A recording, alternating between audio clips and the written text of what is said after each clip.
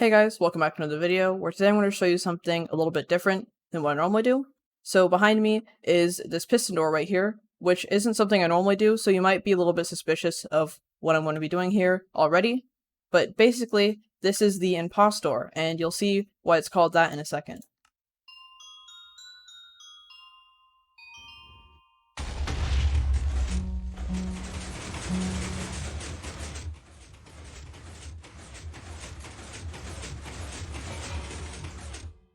And now the door has fully closed up, and you can see the full, suspicious glory of our Impostor that has just risen up from the deep depths below of that door. And basically, he's just standing right here at the end of this very long hallway, and we can also open it up again, so I guess let's see that.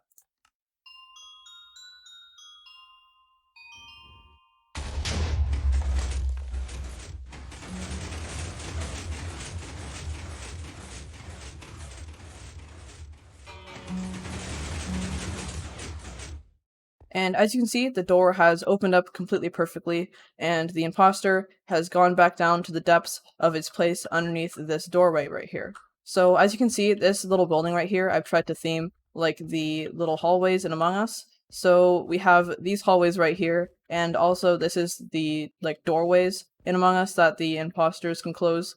I kind of just did this off of memory, so it might not look too good, but this is what I remembered it looking like. And also, you have to remember, this is a 2D game, so this might not translate very well into Minecraft.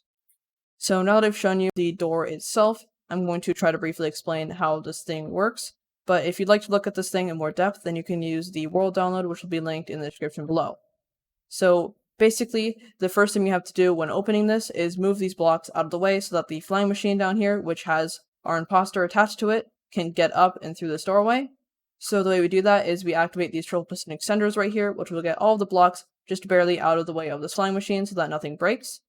And it will do that on the other side as well, so that we can have the full closed door right here. And then down here, we actually have to get this out of the way too, and I'll explain what this does in a little bit. And then after that, we have to finally activate this little area right down here.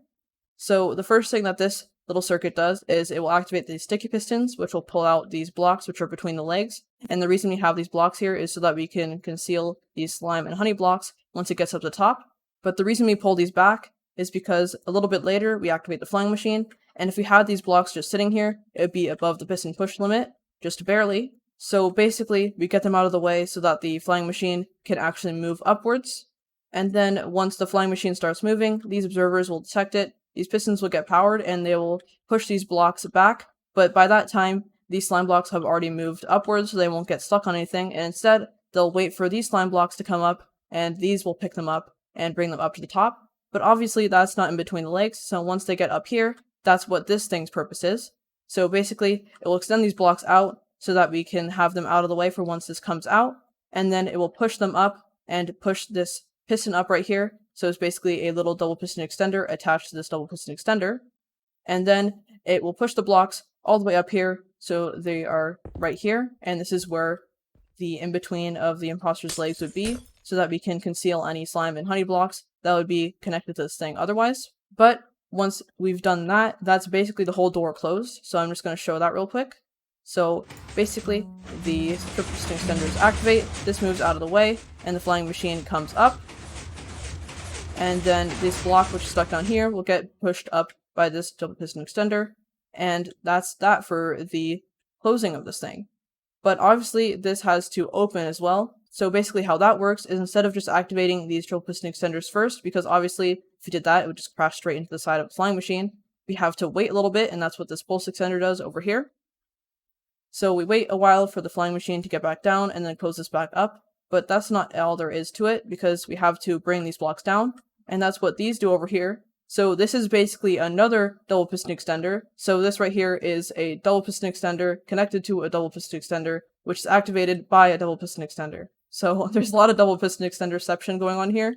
So basically, this will activate over here and attach to these observers, and the reason we can't just have a piston right here is because it would get stuck to these slime blocks right here. So once it does that, it will be able to activate these pistons so that we can push these blocks down a little bit first, and then we'll push this piston down and we'll activate this piston again because these observers will detect that they've moved. I'll pull the blocks down once again, and then that they're in the right place to be able to move back down again, and then the rest of the double piston extender will go down like normal. So basically this piston would have already retracted, and then this one will retract, and then this one will retract, so that it's all the way out of the way, so that this flying machine won't be able to crash into it.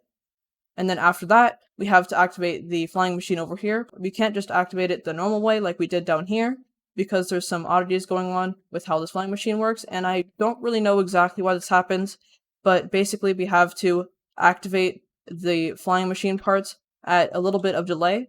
So these ones in the center have to be activated a little bit later, and I used 1 game tick delay right here with the scaffolding. You don't have to use that, you can just use an extra observer, but it looks a little bit more clean when you use the 1 game tick delay, which is why I did that. And I think the reason for this is, I'm not really completely sure why it gets stuck in the first place, but I think basically these slime blocks right here, they're actually connected to the inside of this eye, so that's why we can get this to be a little bit 3D. But I think it also can tell that it's attached to this, and that means that it will think that there's a block right here and that it can't get pushed down. So the reason we have to activate these first is because then there'll be a moving block, and that means that these blocks won't detect that there is actually blocks next to them because they're in the middle of moving, and they'll be like, oh, alright, that's fine, then I guess we can move without being attached to these other slime blocks, and then it will go down like normal. At least that's what I'm pretty sure is what happens. And then what happens after the flying machine goes all the way back down? Well, first, before the flying machine actually makes it down, is we have to detect this block right here so that we can get those blocks that will actually be stuck underneath this slime machine right here out of the way, because otherwise they would get stuck and they wouldn't be able to get back up again.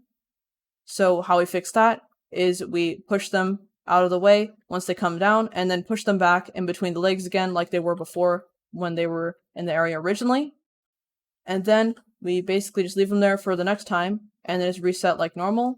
But up here, what happens next is a little bit different than what happened before, because we have to activate this little thing down here again first, before these triple piston extenders activate, because otherwise the blocks on the end of these triple piston extenders would get pushed up by these pistons right here. So we activate this first, and we'll go up to the top and conceal this block right here. Triple piston extenders will activate and conceal it right here. So let's just show that real quick. So first, this will get activated and push the blocks out of the way. The flying machine will activate, and then after a little while, this block down here will get retracted. I'm not really sure if you can see that. And then this will activate, and the triple piston extenders will activate.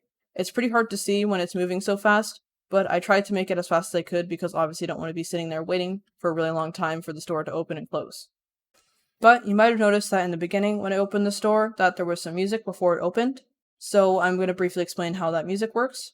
So basically, instead of just going straight into the piston like we did before, we're just going around over here and activating this line of note blocks, which just has repeaters in between them to time the notes perfectly. And then I've just tuned them to the right notes and added packed ice underneath because I like the sound that it made better than most of the other blocks. And then once we get over here, we see something a little bit different. And this is just so that we can get in between the redstone repeater ticks. So if you don't know, redstone repeaters run on 10 ticks per second, but the game itself actually runs on 20. So that means we can utilize that to get even more perfect timings with this note block contraption right here. So the way we get in between the redstone repeaters is by activating this dropper right here with this repeater up here. And then the item that's inside of this dropper will get sent into this hopper.